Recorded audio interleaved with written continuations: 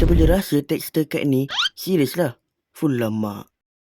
Video yang lepas kita dah buka pack Blazing Frost Mobile Sopan. So video kali ni kita buka pula pack Heroes Unite 79 Mobile Sodi kat depan kita nampak. So jom kita buka pack ni dan tengok kat apa kita dapat dalam pack kali ini. Pertama sekali kita dapat kad Ijojo, kad B. Next kita ada Rocket Fish. And then kita ada Abam, kad C. Okay, nice. Next kita ada Satrianta. Oh nice, art comic. And then kita ada kad sokongan drone Mas Mana. Kita ada HP marker. And kad holo kita ada Mobile Sodi, kad E. Wow, mantap. Gila. Kalau korang suka video ni, jangan lupa like dan subscribe Fishkin TV. Yang penting ingat Fiskin terbaik.